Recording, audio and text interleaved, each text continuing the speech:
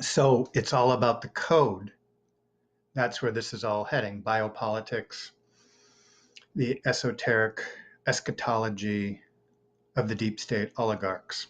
And what does that mean? Well, let's work toward that idea a little bit, or with that idea a little bit. So Foucault's idea about biopolitics, and this is kind of biopolitics speak. I'm going to begin with a little bit of a mishmash, but for Michel Foucault, the idea of biopolitics, and again, this is a Greek term, bios, body, he says that it presents a border to politics, one that is both natural and given, but also artificial and transformable. He notes that since the 18th century, political authorities have taken on the task of management of life in the name of well-being of the population. So we can kind of almost think of this as a mother state, and they're going to use, with the innovation in the early 19th century, the innovation of social science and psychology and biology, they're going to use these disciplines, control the narrative and the research methods in the name and the sake of, at the end of the day, they're going to do it for the population, saying what's good, what's healthy, and they're going to think of this as very much a body metaphor. And with that, Agamben is going to say they're going to also decide what's cancerous, what's bad, what has to be eliminated, even if it means stepping over the constitutional rights of that cancerous part of the body politics. So, however, so we can almost think of this as the first phase of this, that Foucault, I went back to the 19th century and looked at the geopolitics and blood and soil. And I think that's helpful, and that gets too often left out of the discourse. But here we're looking at Foucault talking about this. Of course, Foucault's writing in the 19th century is going to look back at the innovation of Darwin and the social sciences as a sort of programmatic, scientific way of controlling bodies for the sake of the health of the population. However, during the 20th century, a new configuration of control has taken shape. Contemporary biopolitics has become about molecular biopolitics. Molecular. Some scholars now locate the wish to control the biological makeup of the population at the very heart of modernity. So even in exoteric biopolitical discourse, some of them have said, you know where this is all heading? It's about the molecular destiny of the individual and the collective. So you don't even have to get esoteric. I'm just doing that. I'm connecting this discourse with an esoteric discourse because they weave together just fine to help us figure out a few things. Some scholars now locate, again, the makeup of the population. They're talking about the genetic makeup of the population. According to this line of scholarship, and by the way, that last footnote, that last assertion was from Nicholas Rose. That's from his article, his book, The Politics of Life Itself, Theory, Culture, and Society, London Sage, 2001. Some scholars now locate the wish to control the biological makeup at the heart of modernity. Should I say that for a fourth time? According to this line of scholarship, population purification is imminent within the very project of biopolitics. Population purification. If you want to go back and look at any of my videos with the word alchemy, that's where you see this, from control of the population to the individual to the molecular structure of the individual. It's about a purging, very alchemical term, purging in order to purify. So it's part of this, what are you trying to make? A molecular master race in esoteric terms or in Foucault's terms. Hence, and we've talked about, Webster, Tarpley, and a number of other geopolitical thinkers who have talked about this. When you scrape the surface, this is about the construction of a master race. When you actually look at, I talked about Alfred Mahan, and that's what very much when he's talking about naval planning and selling it to Americans or Anglo-Americans, he was talking about it, in sort of terms that Rudyard Kipling would use, is it's sort of this white man's burden to create this. It's our destiny. Hence, biopolitics ultimately denotes a politics that defines life as something that must be securitized and potentially eliminated. So let me just say that one more time, because that can kind of pass the ears as something that sounds a little bit academic. However, I think this is perhaps central to understanding what's going on. Hence, biopolitics ultimately denotes a politics that defines life. Again, who gets to define life? Who gets to define good or bad? Defines life as something that must be securitized and potentially eliminated. Now, if that seems a little bit hard to get around right now, just think as the discourse, geopolitical discourse, what nations must be eliminated, what religions must be eliminated, which ideologies must be eliminated. Everything over the next months and years is going to fit around that idea. And we accept it because we've been socialized biopolitically to accept that idea that there's people that get to decide what's an exceptional or acceptable worldview. And that's taking place, I'll just give you one idea in terms of considering what's real news. In terms of, we can talk about what food we're consuming, the air we're breathing, but someone telling us what's acceptable in terms of what's real news, real information. It's falling into this idea that we're programmed like, you're getting that information from the internet?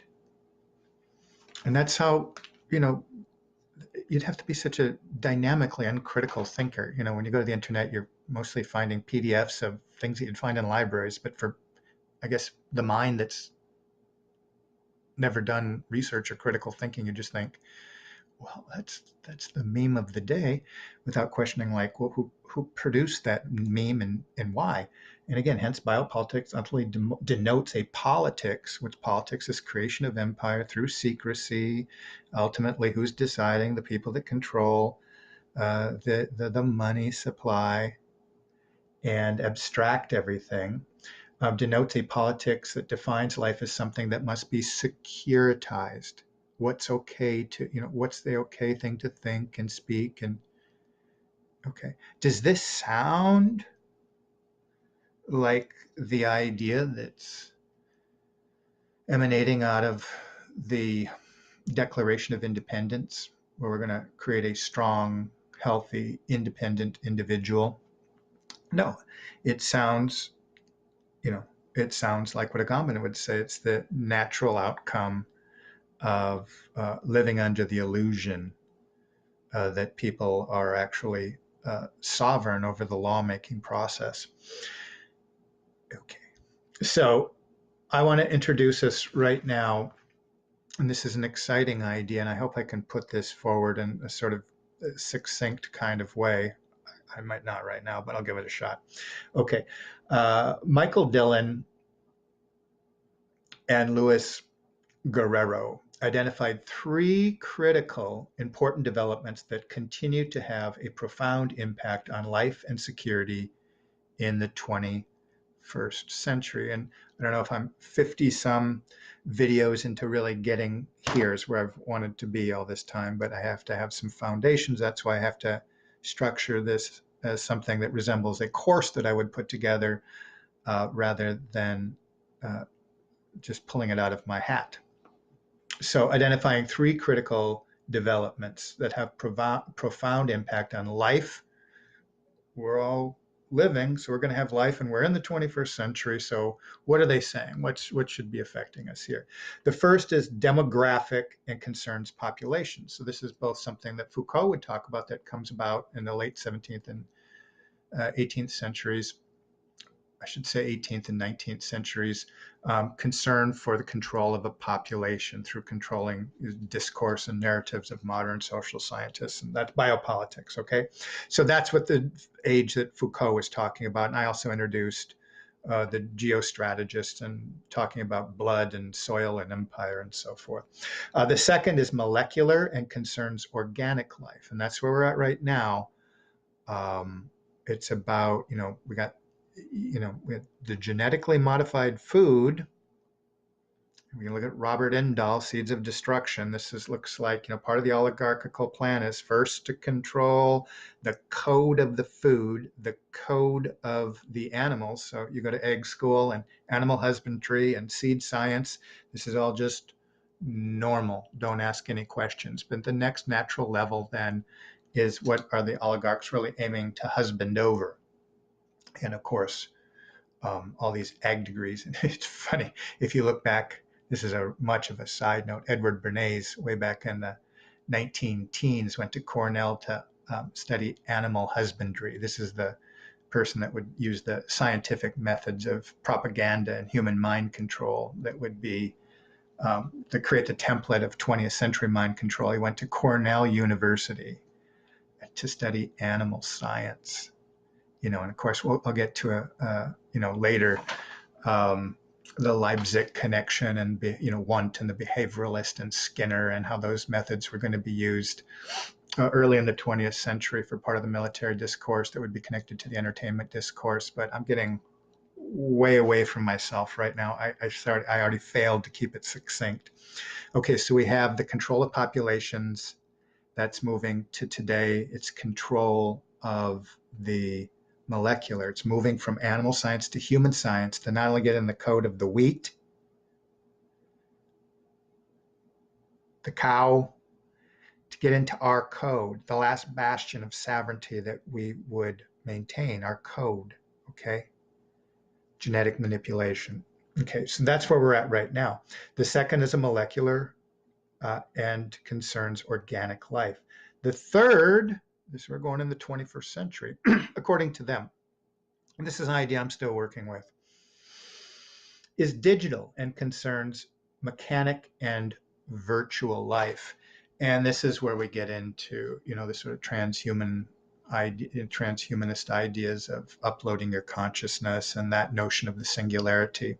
And again, if this is an idea of reverse engineering the fall, or a great reverse engineering of Babel, where all human consciousness was concentrated on this, one of the possibilities, if we can safely speculate on the material this far, is you have a master race that needs to control the stock in order to train what its sovereignty over your own consciousness and your code, but to sort of wrest control of that in some kind of deal made. So you get, their favorite analogy is the beehive, the singularity, and to train that upon,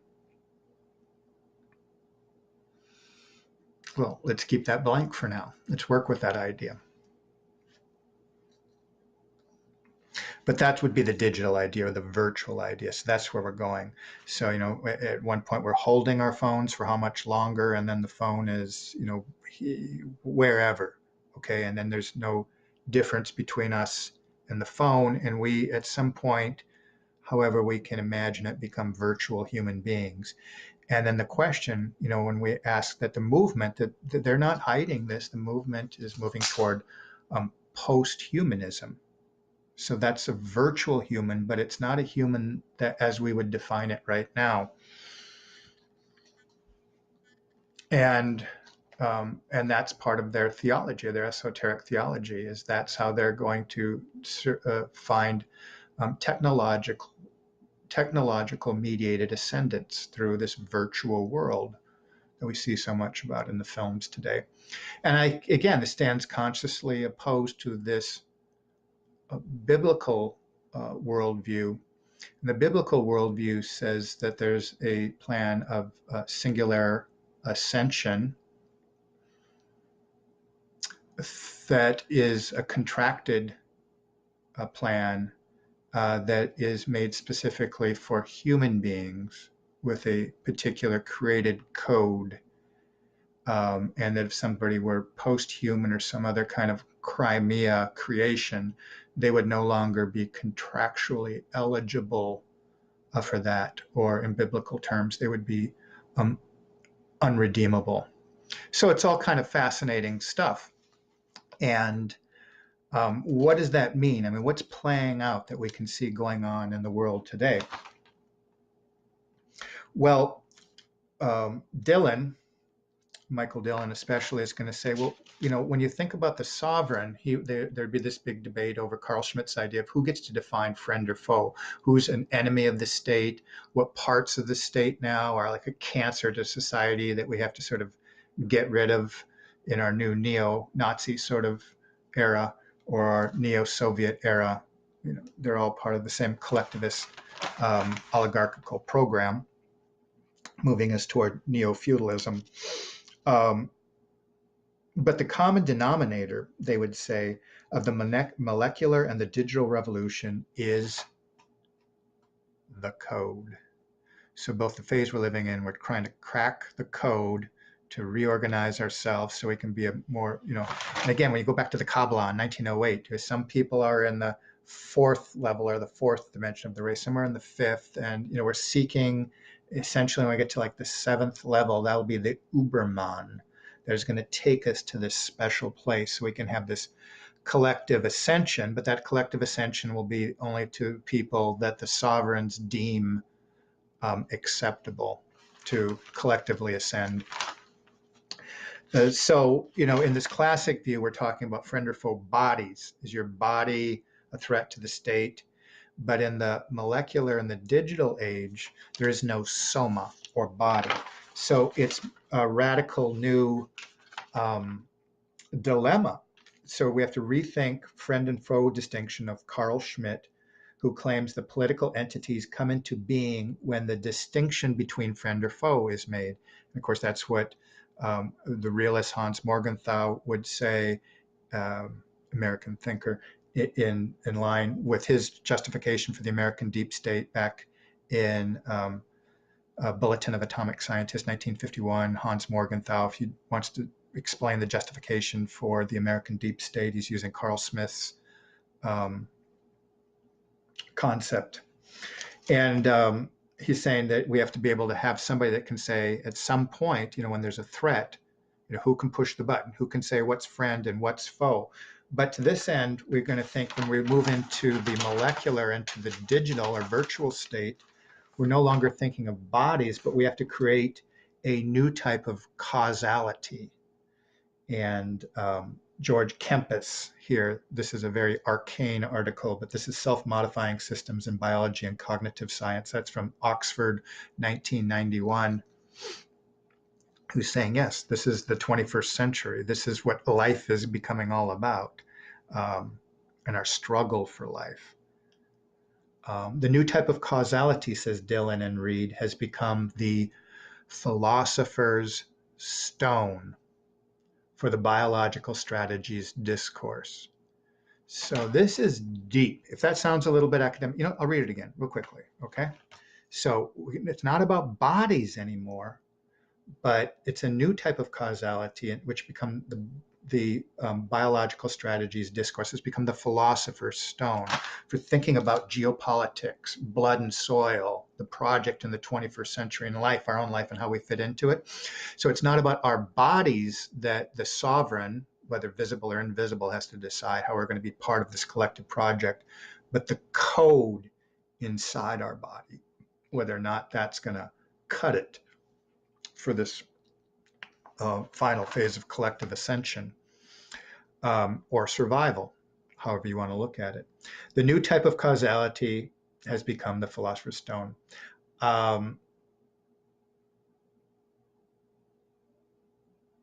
Let me lay out a working thesis at this point for what I've put together thus far between deep state biopolitics and its esoteric eschatology. So what we're working with, these moving parts here, let me sum up like this.